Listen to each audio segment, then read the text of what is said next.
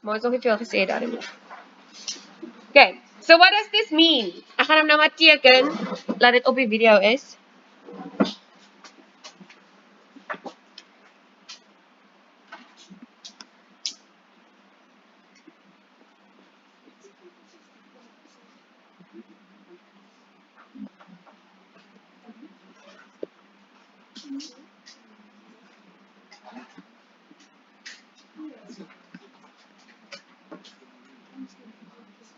Okay, onthou, jou atoom bestaan uit twee verskillende dele. Jou kern wat positief gelaai is, en dan die elektron energievlakke rondom dit. Do you guys remember the Aufbau diagram? With the different energy levels of electrons? Valence electrons, wat maklik kan gaan of bykom. Ja, julle onthou. Ek gaan dit maak of julle onthou. Okay, so you have your positive nuclei, and then you have those electrons moving around it. Nou onthou, 'n positief en 'n negatief trek mekaar aan. So wat gebeur is, as daai goeters nou, die atome, sonder dat hulle verbind is, ronddryf, dan is hulle nie in hulle stabielste vorm nie. But then the positive in this one starts attracting the negative in this one, and the other way around.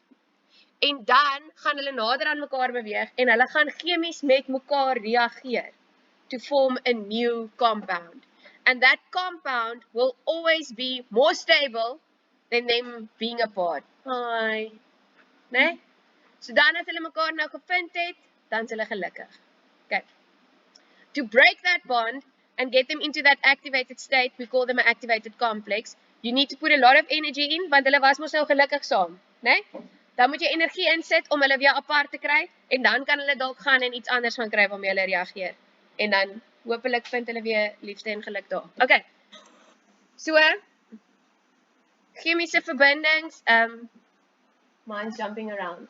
Is yours jumping around? No. Stop it.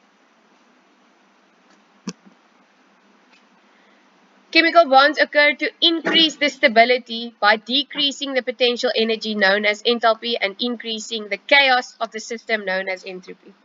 Wat beteken dit? Okay, goed.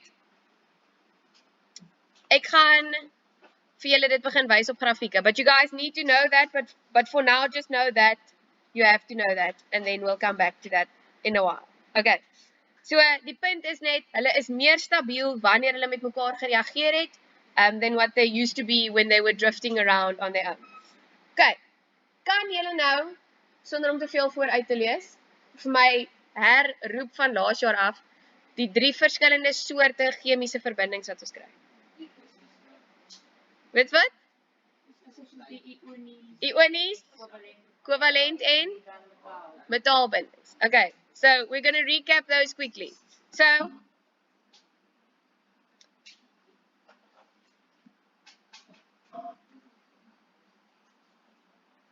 bonding models between non-metals. Daai een is 'n opskrif, daar is eintlik covalent bonds. Maar is so in julle boeke. Ek wil nou net sê. Okay, so ons het nou gesê ons het daai 3 verskillende soorte verbindings wat ons kry, en die eerste ene waarna ons kyk is kovalente bindings.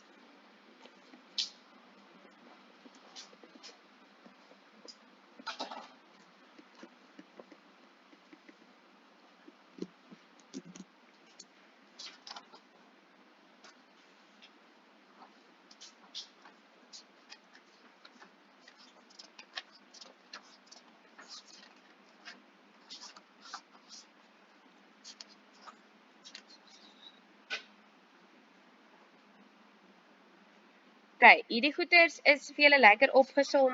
Daar's 'n tabel, maar ek dink die tabel is dalk in julle notas wat julle nog het nie. Okay.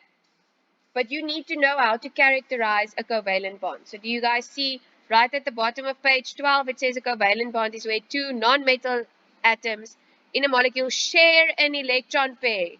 That's very important. They're sharing the electron pair. So dit gebeur tussen nie metale. Die elektrone is in halfgevulde orbitale en dan word hulle gedeel. The smallest particle is a molecule. Atoms must have half-filled orbitals. Kan julle onthou van die S en van die P orbitale? Can you guys remember about that? Soort van? Okay, kom ek teken gou vinnig vir julle energievlak diagram. Let's do nitrogen. Somme maar net.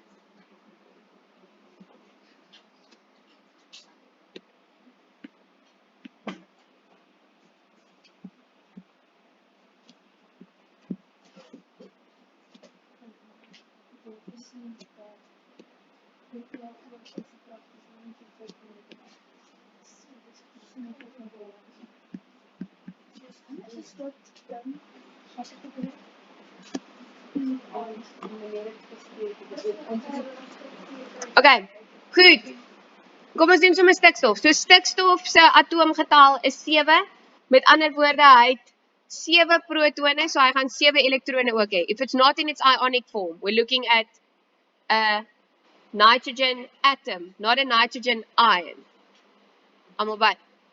Okay, so then I fill it from the bottom. 1, 2, 3, 4, 5, 6, 7. Kan julle sien daar's een in daai middelstene. Okay, so wat het nou gebeur? I have 2 orbitals that are completely filled. Daai een het nie plek vir nog 'n maatjie nie, daai een het ook nie plek vir nog 'n maatjie nie. You can't sit with us, né? Maar hierdie 3 orbitale is net half gevul. They're only partially filled. Do you see?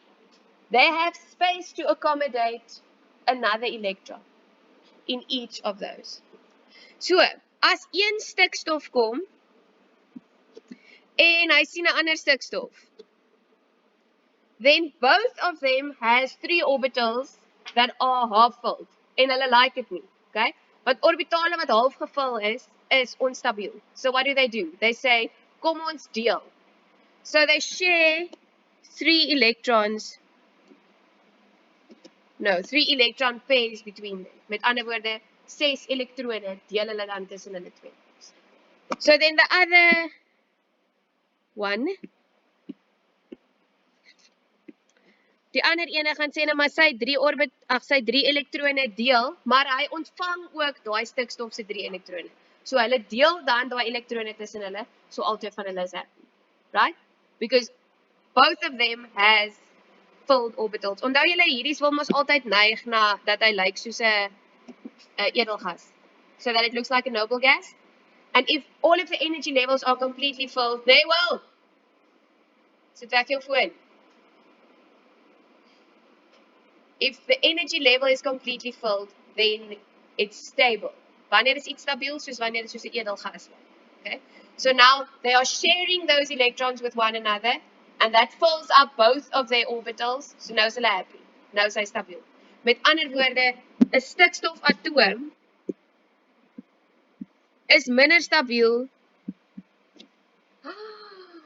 Ons leer al van graad 8 af. In watter vorm kom stikstof voor? Diatomies. Nee? You've been doing that since grade 8. This is why. Because nitrogen in its diatomic state is more stable than nitrogen alone. Okay. Goed, julle is net nie opgewonde genoeg oor hierdie nie. Okay. So the half-filled orbitals overlap, electronegativity the same, or difference must be small. Nee, wat beteken dit? Ons weet nie, juffrou, jy moet vir ons sê. Okay, fine. Gaan na julle periodieke tabel toe. Hy's agter in julle boeke.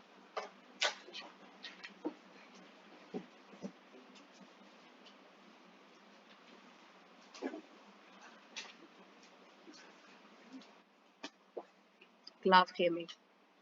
Love it. Regtig. Okay. Goed. Op jou periodieke tabel het elkeen van jou elemente 3 getalle.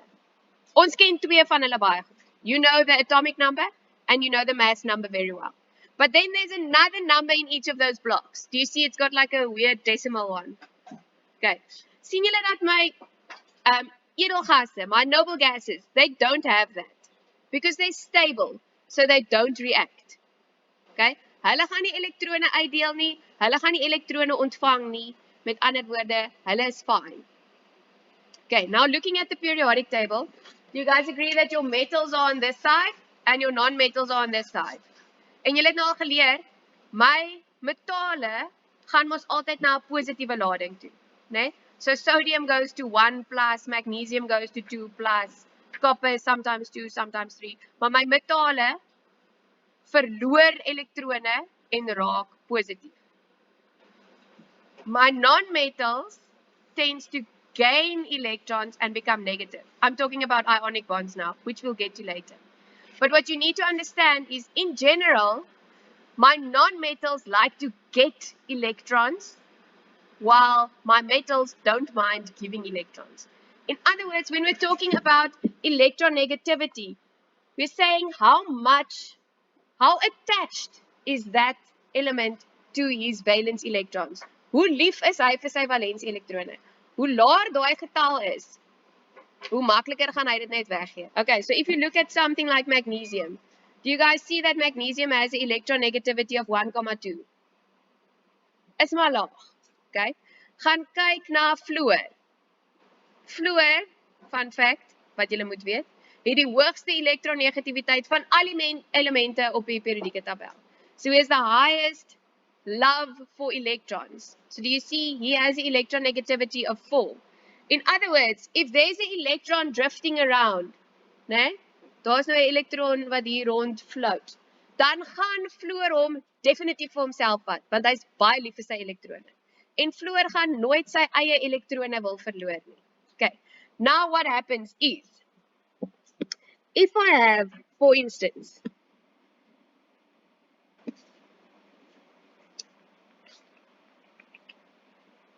pen.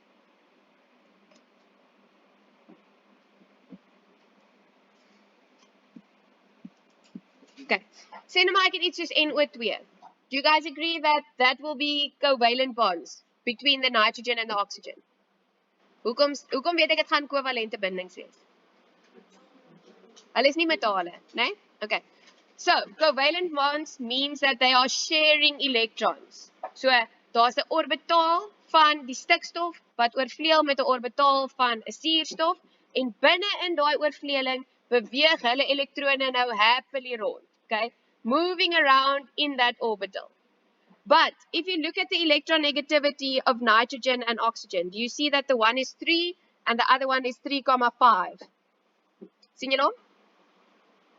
Look at your periodic table. The one is 3 and the other one is 3,5. Wat is die ene die hoogste elektronegativiteit van daai twee? Suurstof, né? Met ander woorde, dis nou, ja.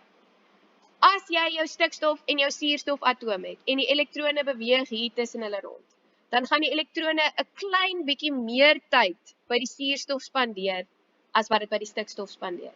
Want die suurstof hou meer van sy elektrone as wat stikstof van sy elektrone hou. Hulle is baie naby aan mekaar, so hulle sê daar vir jou die elektronegativiteit moet dieselfde wees of die verskil moet baie klein wees. And that is a very small difference. The difference between 3,5 and 3 is just a half, né? 0,5. So dit beteken hulle deel hulle elektrone min of meer helfte, but not exactly. If you go and look microscopically at one of these, you will see that the electrons tends to spend a little more time at the oxygen than it does at the nitrogen. Okay. Goed, waar ons gaan nog baie met elektronegativiteit te doen, hè?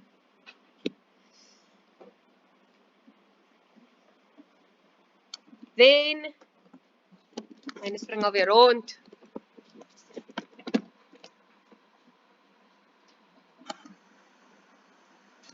Okay. Kom ek begin 'n nuwe video vir hierdie.